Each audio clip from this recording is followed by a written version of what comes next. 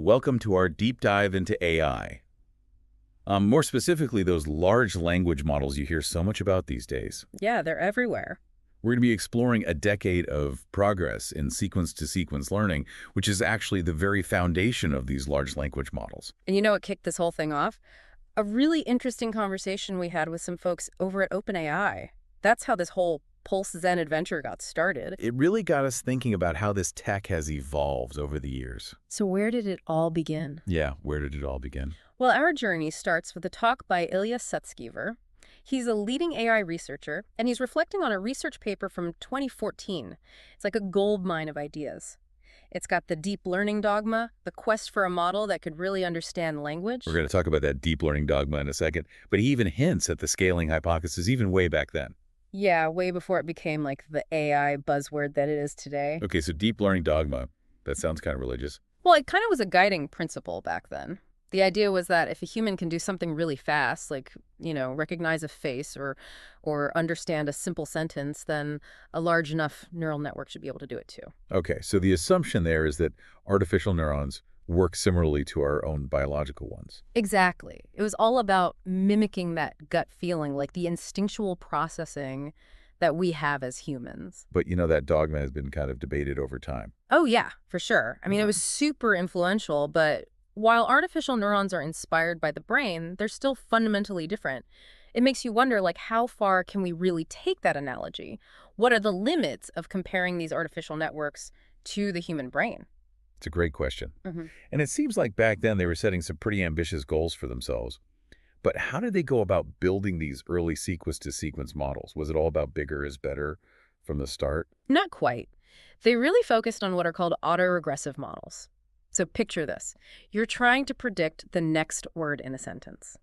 A basic model might just pick the most common word that follows the previous one. Right. But a good autoregressive model, it gives you a whole bunch of possibilities, and each one has its own probability. Oh, so it's not just guessing. It's like understanding the nuance of language, like which words are more likely to follow others based on the context. Yeah. And the ultimate goal back then was that if this model predicted well enough, it would actually capture the true essence of language, like the underlying distribution.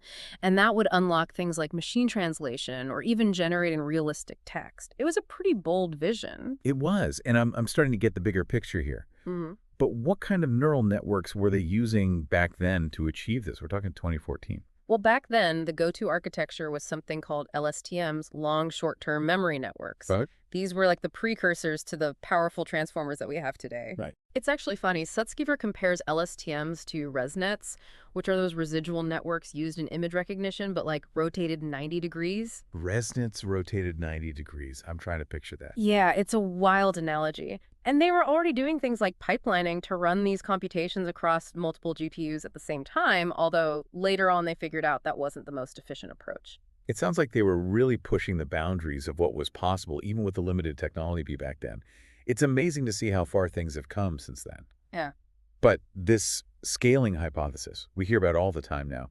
Was that something on their radar back in 2014? Absolutely. You can see the seeds of that right there in Sutskever's talk. In fact, in his conclusion, he actually claims that success is pretty much guaranteed with a large enough data set and neural network.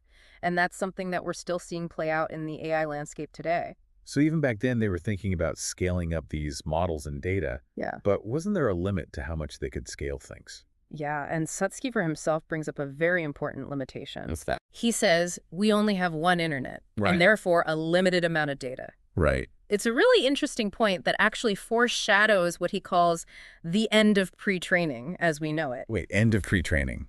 Yeah. So we're going to just stop training AI models. What does that even mean? That is a question that we'll dive into in the next part of our deep dive. Okay, now you've got me hooked. What comes after pre-training? What's next? It's a great question, and Sutskever does offer some really intriguing hints. He talks about agents, which could learn and interact with the world in ways that we haven't even begun to explore. So not just processing data, but like taking actions in the real world and learning from the consequences. Exactly. It's a whole other level of autonomy and agency that goes beyond anything we see in AI systems today. That sounds a little sci-fi, to be honest. It does. He also talks about the potential of synthetic data, which, could help us overcome the limitations of having just this one internet. Hmm. And then there's this really interesting idea called inference time compute. Inference time compute. It's basically like the models could access and process information in real time, constantly adapting and learning as they go. So it's like they'd have this incredible ability to learn on the fly and constantly be expanding their knowledge. That's like having a brain that can actually grow in real time. It is a good analogy. And it Yeah. actually ties in with this fascinating comparison that Sutskever makes. He talks about brain size scaling in mammals. He points out that hominids, which are our ancestors, had a different scaling pattern compared to other mammals. Our brains grew larger relative to our body size. So is he suggesting that this difference in brain scaling could unlock new levels of intelligence in AI? That's exactly what he's getting at. No. It's like he's saying there's this whole other dimension of intelligence that we haven't even begun to explore yet, something beyond our current understanding of AI. That's pretty mind-blowing. And as we dig deeper into these insights, it seems like we start to glimpse something even more profound: the emergence of superintelligence. Superintelligence. It might seem like the stuff of science fiction, but Sutskever makes a really compelling argument that it's a possibility we have to take seriously. He talks about this key difference between the intuitive processing that we've been trying to replicate in AI Yeah. and the deeper kind of logical reasoning that humans are capable of. Right. He says that reasoning, it's inherently unpredictable. So unlike intuition, which we've been trying to copy for so long, reasoning could lead to outcomes that we can't even fathom right now. That's a little unsettling if you think about it. It is. And when you combine that with the potential for AI to develop self-awareness, like you actually understand its own existence, it raises some really profound questions about the future. Questions that I guess we'll have to start unpacking in the next part of our deep dive. Right. One thing that really struck me about Sutskever's talk is that he doesn't try to give us easy answers about the future of AI. He doesn't make predictions. Yeah. Instead, he's really urging us to grapple with the implications of what we're creating, to really think deeply about the potential consequences. So it's not just about the technical advancements, but the ethical and societal questions that come up as AI gets more powerful. Exactly. And to really consider, what kind of future we want to build with AI and not just let it happen. That makes sense. But let's get a little bit more concrete here. What are some of the questions we should be asking ourselves as we kind of navigate this uncharted territory? Well, one of the most immediate concerns is the impact on jobs and the economy. I mean, as AI systems become capable of doing things that humans used to do exclusively, what happens to the people whose jobs are affected? Yeah, are we going to see massive unemployment as AI takes over more and more roles? Or will there be new opportunities that we can't even imagine yet? It's tough to predict. It really is. It's a complex issue with no easy answers. Some experts believe that AI will create more jobs than it displaces. Right. Others are more cautious. They warn about potential economic disruption. It's a debate that's probably going to go on for a while. Yeah. I think only time will tell how that unfolds. But let's switch gears a bit. You mentioned earlier that Sutskever talked about the end of pre-training. I'm still trying to wrap my head around that idea. What would that even look like? It's a fascinating concept. We've made such incredible progress with these huge models, training them on tons of data that we find online. Yeah. But what happens when we've used up all that data? What's the next step in developing AI? It's like we're hitting a wall. We've squeezed all the knowledge we can from the data that's available. So where do we go from there? Well, Sutskever gives us some interesting possibilities. One of them is developing agents. Agents. Yeah, these are AI systems that can actually interact with the world in a much more dynamic way than the models we have now. So instead of just passively taking in information, they would actually engage with their environment, learn from their experiences, even make decisions based on what they learn. Exactly. It's a level of autonomy and agency that goes way beyond what we see in AI today. It brings up some really interesting questions, maybe even a little unsettling, about what intelligence really is and the relationship between humans and machines. It sounds like we're entering some uncharted territory here. But what about the limitations of using real-world data? Wouldn't that slow down development, especially with AI that's always learning and evolving?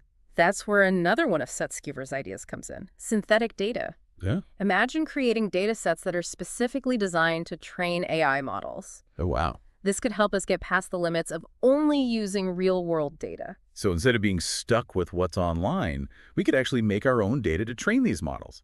That's powerful. It is. It opens up all kinds of possibilities for creating AI systems that are more robust, more versatile, and maybe even more intelligent. But Sutskever doesn't stop there. He also talks about something called inference time compute. Okay, that sounds pretty technical. What is that? Well, it's a different way of thinking about how AI models use information. Instead of just relying on what they already know, they could access all these resources in real time and adapt and evolve as they encounter new situations. So they'd be able to learn on the fly, constantly expanding their knowledge. It's like having a brain that can grow in real time. That's a great way to put it.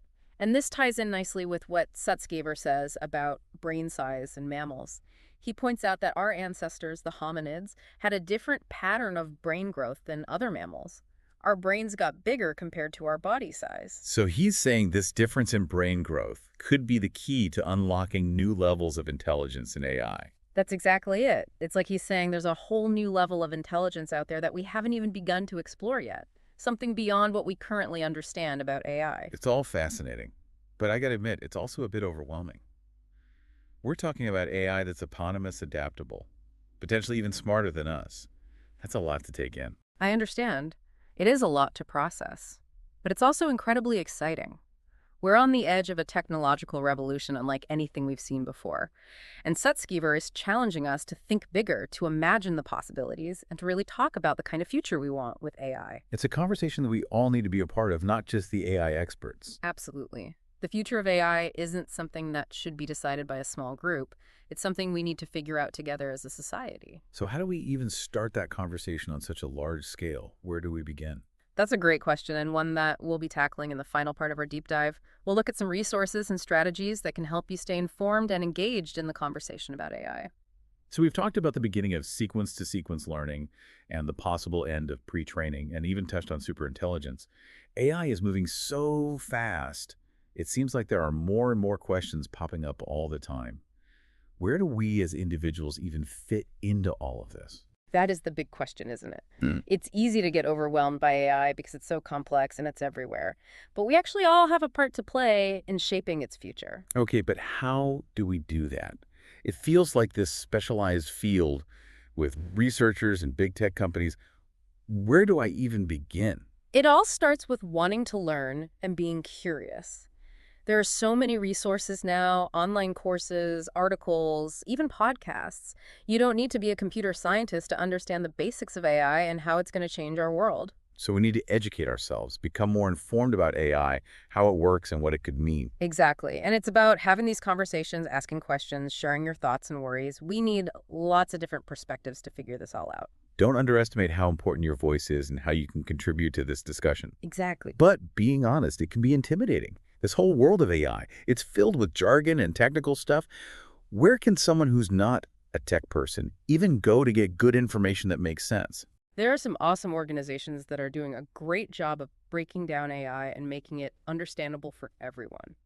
The Future of Life Institute is one example. They have articles, they host events, they even offer online courses, all about the ethics and societal impacts of AI. So it's not just about the tech itself, but also about the values we build into it, the choices we make about how it's developed and used. Exactly. Don't just stick to one source either. Explore different viewpoints, challenge your own assumptions, get into some good debates. That's how we can move past all the hype and fear and get to a deeper understanding of AI. It's funny how this whole conversation has come full circle.